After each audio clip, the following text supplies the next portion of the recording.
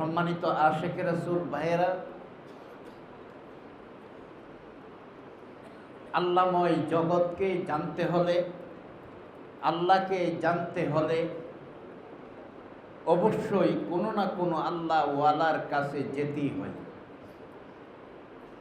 হারকে খাহি হাম নসিনে বা খুদা, কেউ যদি আল্লাহর পড়োশী প্রতিবেশী হওয়ার আকাঙ্ক্ষা রাখো, উনসিনে তার হুজুরে আউলিয়া, তুমি কোনো আউলিয়ার পড়োশী প্রতিবেশী পদদ্বয়ের কাছাকাছি অবস্থান করো। আল্লাহকে পাইতে হলে আল্লাহ ওয়ালা পূর্ব শর্ত। অঙ্ক জানতে হলে অঙ্কের শিক্ষক পূর্ব শর্ত। শিক্ষক বাদ দিয়ে কেউ যদি অঙ্কের সমাধান বই কিনে, অঙ্ক করা বই আছে, এই বইটার নাম হইল সমাধান বই।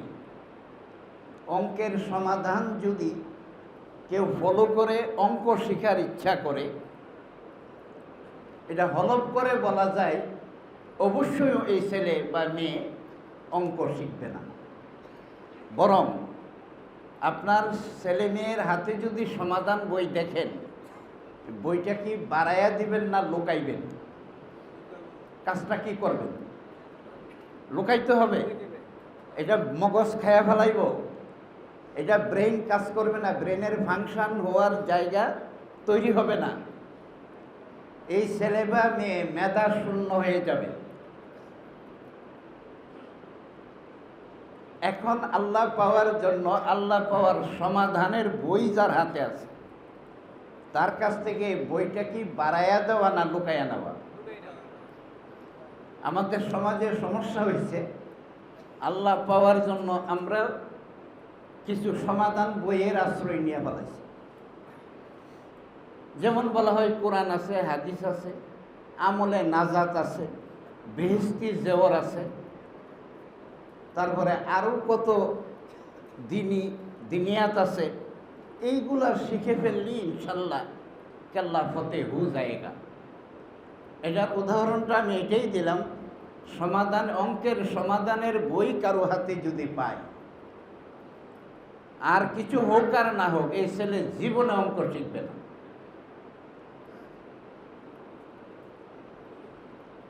স্কুলে যদি কোনো ছেলে সাহিত্য বইয়ের সাথে গাইড বই নিয়ে যায়, টিচারের হাতে ধরা পড়লে পুরস্কার হবে না বকা খাইব?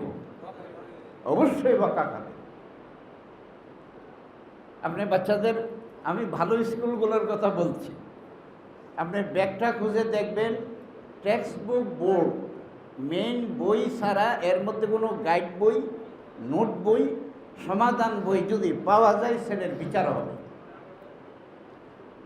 যেখানে জিন্দা শিক্ষক হাজির, এখানে এই বইয়ের কি প্রয়োজন? জীবন্ত বই তো এখানে হাজির। জীবন্ত রাসূল যতদিন জগতে ছিলেন কোরআন সংকলন হয় নাই, প্রয়োজনও নাই।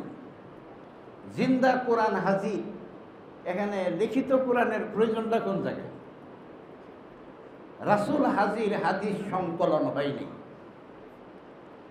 জাহেরাতে রাসূলকে হারিয়ে ফেলার পরে, কথাটা কিন্তু আমি একটা দার্শনিক কথা বলেছি, জাহেরাতে ব্যক্তিকে হারিয়ে ফেললে উক্তির পিছনে ধাওয়া করা হয়। এক হলো ব্যক্তি, আর এক হলো উক্তি। উক্তি মানে বয়ান, বর্ণনা। ব্যক্তি পাইলে উক্তির কোনো প্রয়োজন নেই। আমি ফোন করি কাকে? যিনি আমার থেকে দূরে, দেখা যাচ্ছে ওনাকে, এখনও কি হ্যালো হবে? সম্মানিত ভাইরা, ধর্মের এই জায়গাটা আজ সারা বিশ্ব জুড়ে, দুনিয়া জুড়ে মুসলমানদের এই দুর্গতির পিছনের কারণ আমার মহান মুর্শেদ কেবলা যান উনি নির্ণয় করেছেন। আগে রোগ নির্ণয় হবে, এরপরে চিকিৎসা চলবে। রোগী ধরা পড়ে নাই, মুখস্থ ট্যাবলেট খাইয়া লাভ কি? আজ মুখস্থ ট্যাবলেট আমরা খাচ্ছি। এই মুখস্থ ট্যাবলেটগুলো হলো নামাজ, রোজা, হজ, যাকাত, তসবিহ, তিল্লাত, জিকির, ফিকির, আরো যা যা।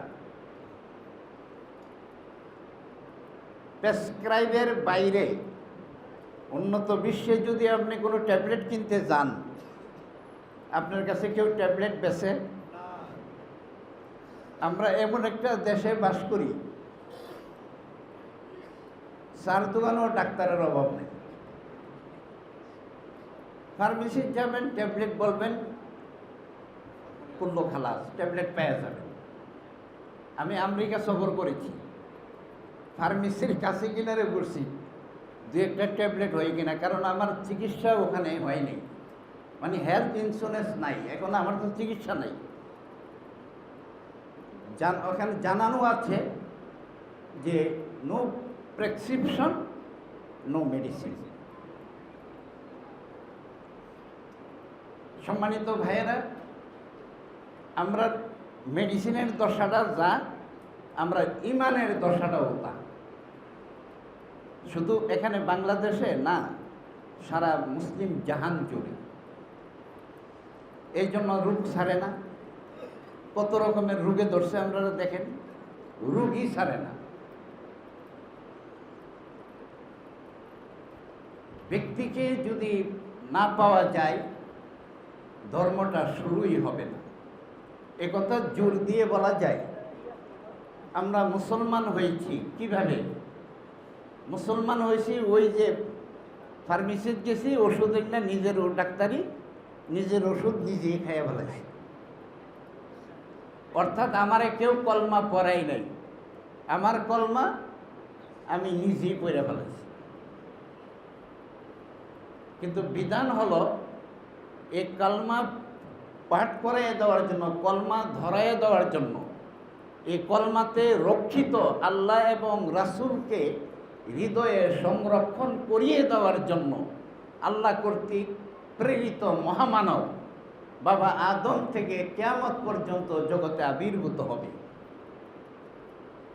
এই মহামানবগণের নামই নবুয়তের যুগে হলো নবী রাসূল, আর বেলায়েতের যুগে তাদের নামই হলো ওলি আল্লাহ। সম্মানিত ভাইয়েরা,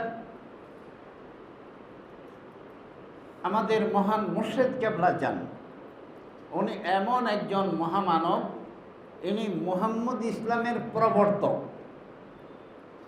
উনি মুহাম্মদ ইসলামের প্রবর্তক। বাবা জান পাক জবানে বলেছেন, আমার আগে এই বিশ্ব জাহানে মুহাম্মদ ইসলাম এই শব্দটা আমরা কি শুনছি কারো কাছে? তাহলে এটার ফাউন্ডার, এটার প্রবর্তক হলেন বাবাজান।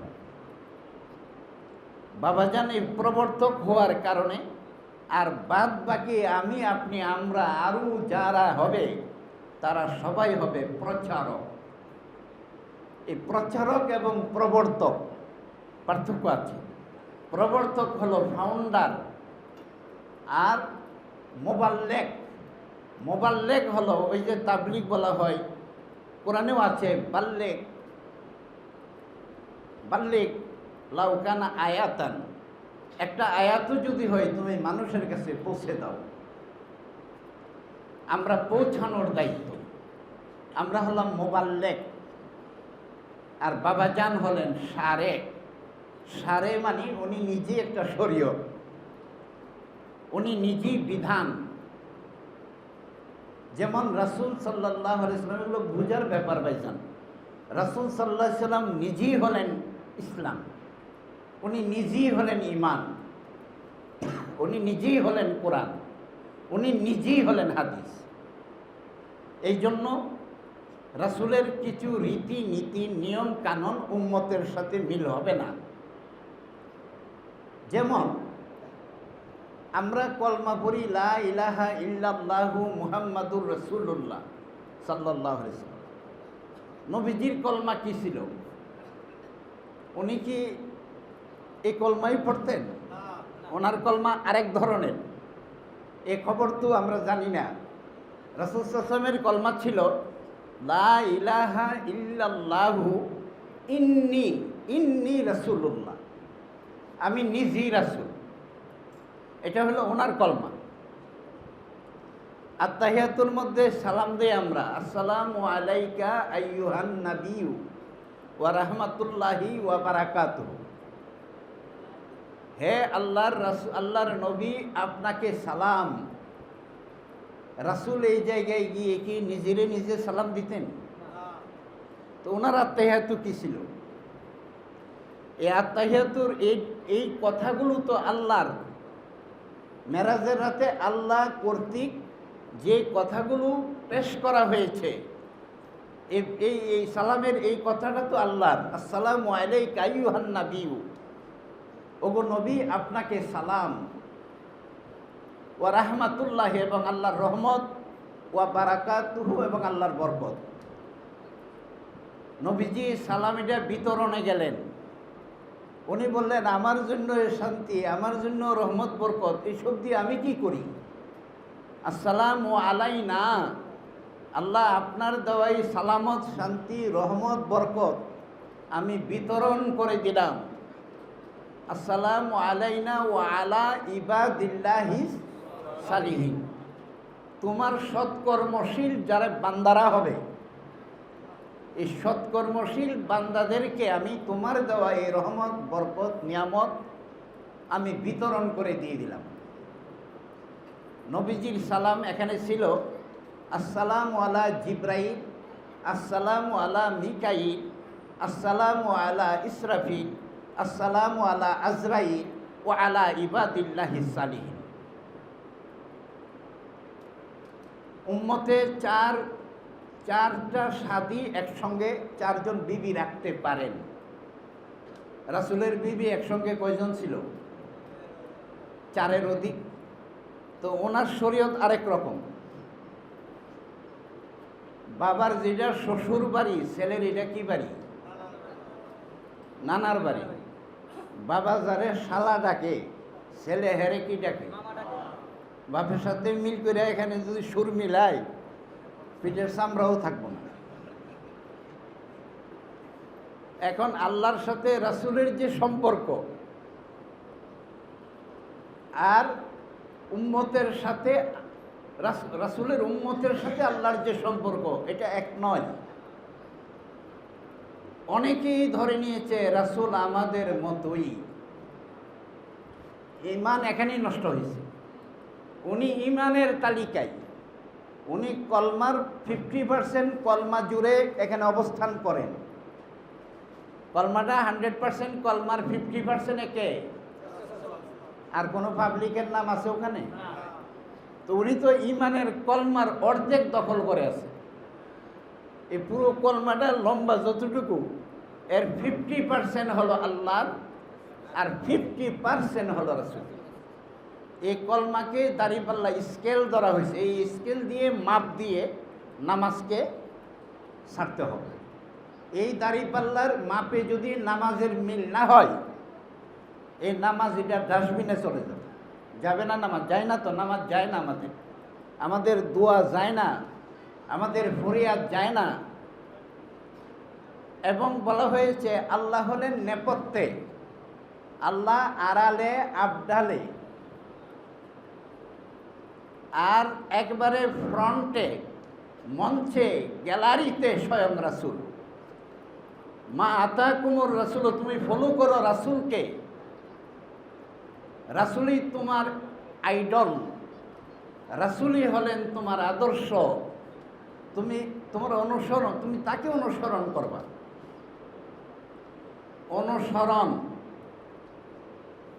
অনুকরণ করতে যেও না। অনুকরণ হলো অভিনয়, ডিজাইন ধরা, আর অনুসরণ হলো পিছনে পিছনে যাওয়া। রাসূলের অনুসরণ করার জন্য বলা হয়েছে, ওনার মতো করে না। তবে কিছু কাজ উনি করেছেন উম্মতের জন্য। আমি হোয়াইট বোর্ডে যে অঙ্কগুলো আমি করি, এই অঙ্কগুলোকে আমি শেখার জন্য না, পোলাপানকে শেখানোর জন্য, ছাত্র শেখানোর জন্য। টিচার বলে তুমি বলো করো করো খরো খরো, ছোটো বাচ্চারা চিল্লায় করো করো খরো খরো। মাস্টারে শিখে না, শিখায়। আল্লাহ রাসূল এসেছেন আমাদেরকে শেখানোর জন্য। এই জন্য উনি বলেছেন বুইস্তু মুআল্লিমান, আমি শিক্ষক রূপে আবির্ভূত হয়েছি। উনি শিক্ষক। শুধু ধর্মের এই নামাজ রোজা এই কয়টা ইবাদত উপাসনা আরাধনা এইসব শেখানোর জন্যই নয়, উনি মানব জীবনের পূর্ণাঙ্গ জীবন বিধান শেখানোর জন্য তাকে পাঠানো হয়েছে। উনি প্রেরিত, ওনাকে প্রেরণ করা হয়েছে, পাঠানো হয়েছে। বাবাজান স্পষ্ট করেছেন রাসূল যুগে যুগে রাসূল ছিল, নানা নামে, নানা বেশে, নানা ভাষায়, নানা সাইজে, নানা রঙে। চেনার ক্ষমতা সবার ছিল না। বাবাজান এসে গেলেন ওই রূপ, ওই লাবণ্য, ওই ফায়েজ, ওই তাওয়াজ্জু নিয়ে। কিন্তু এমনও লোক আছে যারা ওনার কদম মোবারক থেকে হাফ ইঞ্চি দূরেও না, হেও চিনে নাই ওনাকে। কি করবেন? রাসূল যেই ঘরে জন্মগ্রহণ করেছেন ওনারা কি রাসূলকে চিনছিল? বাপের জন্ম ভিটার মধ্যে থাকতে পারেনি। রাতের আধারে অজানা অচেনা পথ ধরে, এমনকি পাহাড়ের গুহায় যেখানে সাপ বিচ্ছু বাস করে, ওখানেও 3 দিন 3 রাত আল্লাহ রাসূল আত্মগোপনে ছিলেন। রাসূলের ঘরের লোকেরা রাসূলকে চিনে নাই, কারণ ওনারা মনে করছে উঁচায় লম্বায় রঙে ডিজাইনে আমরা কি হামসে বরা কোন হায়, আমরা কি কম কোন দিক দিয়ে। কিন্তু এখানে ব্যাপার ছিল ভিন্নতর। ওনার মধ্যে রব্বুল আলামিন উনি প্রস্ফুটিত ছিল, আল্লাহ জ্বলন্ত ছিল রাসূলের ভিতর। সম্মানিত ভাইয়েরা, আমি যে আয়াতে কারিমা তেলাওয়াত করেছি ওই আয়াতের অর্থটা আমি আপনাদেরকে বলছি। সূরা ইয়াসিনের একদম শেষ আয়াতটা আমি বলেছি, ইন্নামা আমরুহু ইজা আরাদা শাইআন আইয়াকুলা লাহু কুন ফায়াকুন। আল্লাহ কোনো জিনিস বানানোর আগে, সৃষ্টি করার আগে ওনার কোনো মাল ম্যাটেরিয়াল, কারিগর, কোনো নকশা, কোনো প্ল্যান প্রোগ্রাম কিছুরই প্রয়োজন হয় না। উনি শুধু বলেন কোন, কোন মানে হয়ে যাও, ফায়া কোন অতঃপর হয়ে যায়। যেমন মহাসাগর বানাইবার আগে আল্লাহ বলছে মহাসাগর হয়ে যাও, হয়ে গেছে। মহাকাশ হয়ে যাও, আরও আরও যা আছে সব এইভাবেই হয়েছে। কিন্তু মানুষ বানাইবার আগে এখানে কথা আরেকটা, ওয়াইজ কালা রাব্বুকা লিল মালাইকাতি ইন্নী জাইলুন ফিল আরদি খলিফা। আল্লাহ ফেরেশতাদেরকে ডেকে বললেন আমি এই ভূমণ্ডলে খলিফা প্রেরণ করতে চাই। ফেরেশতারা বলল কালু, সব ফেরেশতা একসঙ্গে চিৎকার দিয়ে উঠছে, কালু আতাজালু ফিহা, আল্লাহ আবার ওইখানে এগুলোই করবেন? আবার আতাজালু।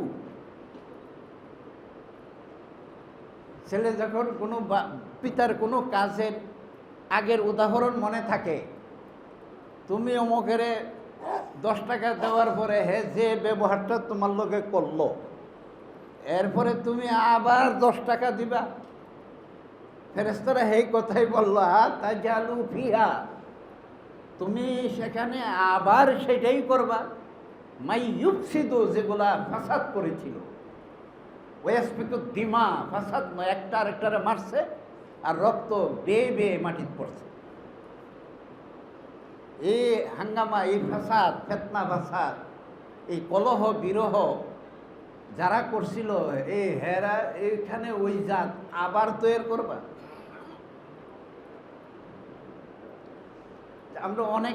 আমরা লেখাপড়া কম করি, এই জন্য আমরা কম জানি। হুমায়ুন আজাদ একজন সাহিত্যিক, ওনার অনেক বই কিন্তু ব্যান করে রাখছে সরকার বছরের পর বছর। হুমায়ুন আজাদের লেখা একটা বই আছে নারী, যদি কারো সংগ্রহ থেকে বইটা পড়েন। পাও যদি ছাই উড়িয়ে দেখো তাই, পাইলেও পাইতে পারো অমূল্য রতন, মানিক রতন। পাও যদি ছাই উড়িয়ে দেখো তাই, পাইলেও পাইতে পারো মানিক রতন। বিশ্বজুড়ে পাঠশালা মোর, সবার আমি ছাত্র, শিক্ষার কোনো শেষ নাই তো। যেখানে যেখানে যাব ওখান থেকে শিখব। এই যে চামড়াকে লবণ দিয়ে যে প্রসেসিংটা করা হয়, ইমাম আবু হানিফা রাহমাতুল্লাহ আলাইহি ওনার জানা ছিল না। উনি চামারের কাছে গিয়ে দেখলো যে লবণ দিয়ে চামড়াকে এভাবে প্রসেস করা হচ্ছে। ইমাম আবু হানিফা ওই চামারকে রাস্তায় পাইয়া না সম্মান করলো। ওনার শাগরিদ মুরিদ তারা বলল যে হজরত আপনি চামারকেও এভাবে সম্মান করলেন? চামার না, ও আমার টিচার। কিসের টিচার? মিয়া চামড়া কেমনে ঠিক করে, এই চামড়া ঠিক করার কারিগরি ট্যানারি সিস্টেমটা হে আমার শিখেছে। আমরা জানতে হবে। বাবা আদমকে বানানোর কাহিনী আছে, বয়ান আছে, বর্ণনা আছে, ইতিহাস আছে, লেখাজোকা আছে। মা হাওয়া আলাইহিস সালামকে বানানোর কোনো বয়ান বর্ণনা জগতের কোনো জায়গায় আছে? ওই হাওয়া থেকে পাওয়া। মা হাওয়াকে কখন বানাইল? এই জন্য আমার মা বোনদের জন্য বলছি, মায়েদের মর্যাদা কত। আব্দুল কাদের জিলানী রহমাতুল্লাহ আলাই ওনার সিররুল আসরার কিতাবের মধ্যে লেখেন, আল আদামু সিররি, এই মানব জাতি হলো আমার রহস্য, ও আনা সিররুহু, আর আমি হলাম তার রহস্য। এই রহস্য যতক্ষণ উন্মোচন না হবে এতক্ষণ পর্যন্ত অন্ধকারে সাঁতরাইতেই হবে। মা হাওয়াকে বানানোর কোনো বয়ান বর্ণনা নাই, তবে বয়ান একটা আছে, আদম আলাইহিস সালামের বাম পায়ের পাঁজরের বাঁকা হাড্ডি থেকে নাকি বানানো হয়েছে। কাজী নজরুল ইসলামের নারী কবিতাটা পড়বেন।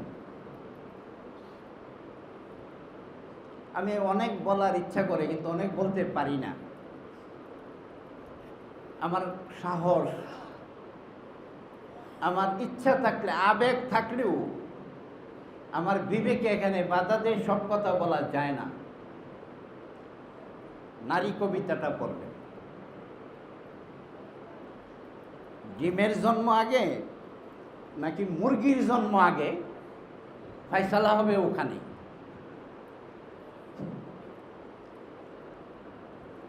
মুরগির জন্ম আগে না ডিমের জন্ম আগে? এবার ঘুরেন, মুরগি না হইলে ডিম হইল কই? আরে ডিম না থাকলে মুরগি এলো কই থেকে? এবার ঘুরেন, এটাই রহস্য। মহামানবের কাছে না যাওয়া পর্যন্ত এই রহস্যের পর্দা উন্মোচন হবে না। মানুষই হলো আল্লাহর শ্রেষ্ঠ সৃষ্টি, আশরাফুল মাখলুকাত। নহে আশরাফ আছে যার বংশ পরিচয়, সেই আশরাফ জীবন যার পূর্ণ কর্মময়। দাদার নামে গাধা, বাবার নামে হলো আধা, আর নিজ নামে হলো শাহজাদা। আমরা বাপ বেচ্চা খাই, দাদা বেচ্চা খাই। আরে তুমি বেটা কি? বল বল বাহুবল, আর বাকি সব হইল রসাতল। রেডি হতে হবে প্রত্যেক জনে জনে। খরমপুর, আখড়ার খরমপুর কল্লা শহীদের মাজার, শাহপীর কল্লা শহীদ, আহমদ গেসুদারাজ শাহপীর কল্লা শহীদ। ওইখানে নানা আউলা জাউলা মানুষ, এদের ফরম্যাট ঠিক নাই আর কি। টুপি দাড়ির বালাই নেই, জামা কাপড়ের বালাই নেই, জিকির করতে করতে শেষে কই কল্লাই আল্লাহ, কল্লাই আল্লাহ, যত কল্লা তত আল্লাহ। কি কই রে এগুলা? এই যত কল্লা তত আল্লাহ আবার কেমন হইল? রাবার স্ট্যাম্প দেখছেন? এই যে সিলমারি, রাবার স্ট্যাম্পের নিচের লেখাগুলা কি সোজা সোজা না উল্টা উল্টা? দেখলে এটার রেডিং পড়া আরো শিক্ষিত লোকের জন্য কঠিন, কিন্তু স্ট্যাম্প প্যাডে ঘষা দিয়া যখন সিল মারা হয় তখন কি উল্টা না বাউ? দেখতে লাগে উল্টা উল্টা, মারলে কিন্তু বাউ। আবার ওখানে যদি বাউ বাউ ব্লক বসানো হয়, মারলে কি হবে? আমরা হুজুররা লাগাইছি বাউ বাউ, মারলে হেরা লাগাইছে উল্টা উল্টা, মারলে বাউ। সম্মানিত ভাইয়েরা, মানুষ আমাদের হতে হবে। রেডিমেড কেউ মানুষ হয়ে জগতে আসে নাই। একটা ছাগল ছানা জন্ম থেকেই এটা ছাগল ছানা, এটা ছাগল বানাইবার জন্য কোচিং সেন্টারে পাঠাইতে, কিন্তু এটা মানুষ জন্মগত মানুষ না, এটাকে মানুষ বানাতে হবে। এই মানুষ বানানোর জন্য স্কুল, কলেজ, মাদ্রাসা আরও কত, এটা একটা সাইট রেডি করার জন্য। কিন্তু মানুষই হলো আল্লাহর একমাত্র রহস্য, যেটা এক ডিমের ভিতর দুই কুসুম। একটা ডিমের ভিতরে দুই কুসুম হলো, ডিম খাইছেন আপনারা? এক ডিমের ভিতরেই দুই কুসুম, আসানক জিনিস। এই মানুষের ভিতরেই দুইটা আত্মা সেট করা হয়েছে। 18,000 মাখলুকাতের ভিতর আর কোনো প্রাণীর ভিতর দুইটা আত্মা দেওয়া নাই। একটা আত্মার উন্মেষ হয় বাবা মার মাধ্যমে, আর একটা আত্মার উন্মেষ হবে আল্লাহ কর্তৃক মনোনীত প্রতিনিধির তাওয়াজ্জুর মাধ্যমে। অনেক মানুষের জন্ম হচ্ছে না, একটা সাইড জন্ম হয়ে এই বিকলাঙ্গ অবস্থাতে চলে যাচ্ছে। প্রাণ থাকিলে প্রাণী হয়, মন যদি না জাগে কেহই মানুষ নয়। মানুষই যদি হইতাম তো আমাদের এই সমাজ, এই জাতি, এই আন্তর্জাতিক, এই মানব, এই গোলকটার ভিতরে এত দ্বন্দ্ব হইত না। এই মানুষ বানানোর কারিগর করে যুগে যুগে মহামানব পাঠানো হয়েছে। সম্মানিত ভাইয়েরা, তাদের ছোঁয়া, তাদের তাওয়াজ্জু ওইটা যাতে না পাই, এক শ্রেণীর লোক কিন্তু চেষ্টা করে এটা।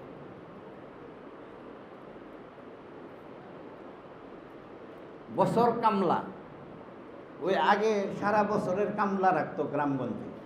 বছর কামলা যেগুলা, এগুলো যদি চালাক হয়ে থাকবে তো ওই বলছে যে এই চালাক দেখে কিন্তু আনিস না, একটু রেল স্টেশনে যা হাবা গোবা বোকা দেখে আনিস। হাবা গোবা বোকা হইলে সারা বছর কামলা কাটানো যায়, চালাক হইলে আর কামলা কাটবো না। কুলুর বলদের চোখ যদি আটকানো না হয়, এই অ্যারাউন্ডের মধ্যে এই ঘুরপাককে খাওয়ানো যাইব? চোখ বাইন্দা লইছে।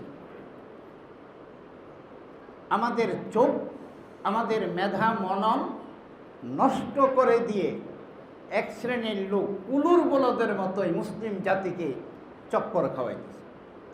আমি অকপটে বলবো, এখনো যদি সৌদি আরব দাঁড়ায়, ও দাঁড়ায় যদি বলে মুসলিম বিশ্বের কি হবে না হবে আমি দেখব, আমি খাদেমুল হারামাইন।